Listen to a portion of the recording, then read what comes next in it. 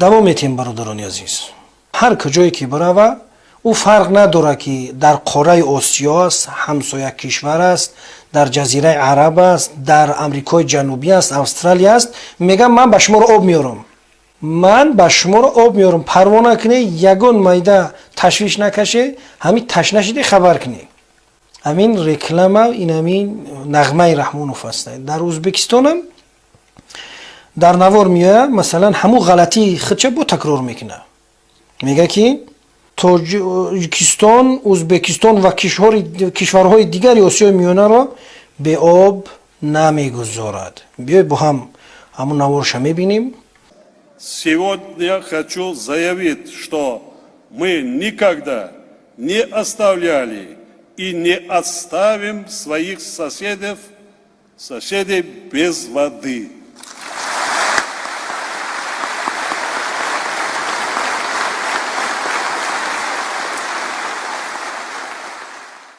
Сегодня мы договорились поручить соответствующим министерствам и институтам изучение возможностей дальнейшего использования чистейших водных ресурсов высокогорного озера Сарез объемом 17 кубокилометров воды для питьевых нужд наших стран.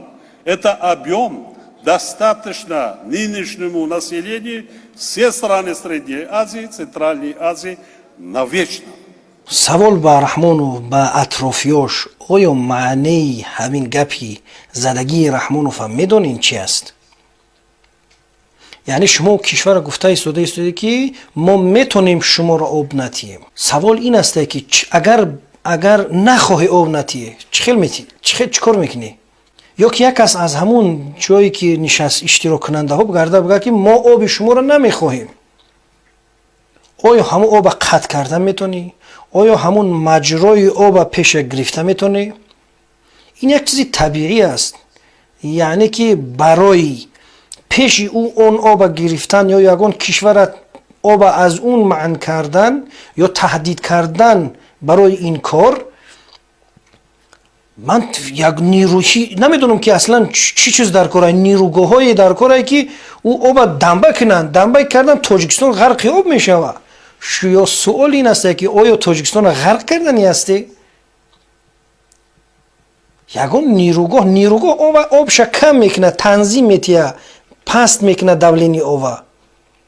تو این سوال به رحمانوف با این همین کلغاوز چه خیل پیش آب میگیری؟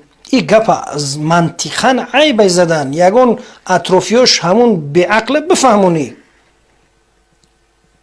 از این چیز منت نکنه، از این چیز تعریف نکنه، از این چیز تکبری نکنه. پیش آب گرفتن نمیشه و برای که بگیریش مگرم که کشور پول غرق آب کنی. اردن رفت یاد داشته باشه، در برنامه صدای مردم قبلا ذکر کرده بودیم. در اوجرم ما توی نمیجره توربه قطعی آب میکشیم. اردنیا تو حاضرش در دوران که آب رحمانوف کی میآید. اون مردم تشنه و گشنه گشتن. از عقلی از گپی منطقی و عقل بزنی. چند مدت پیش خسر بچه از حسن با یک شرکت دیگر در هنگ کنگ اونا را وعده کرد که ما شما را کلی سریزه میتیم. با در همین سفرش در ازبکستان خودش با ازبکستان وعده کرده ایستاده است که ما کلی سریزه به شما را میتیم. ها باشه شما چیکار کرده ایستاده ای؟ اینا چیزای پدری شما هستن، اینا یگان وراثت موندگی هستن از گذشته های شما به شما را هر کجایش بخوای تقسیم کردن میگیره. و نگفته نماند که یک زمینی دیگر را جدا کردن به همسایه کشور خطایه دادن.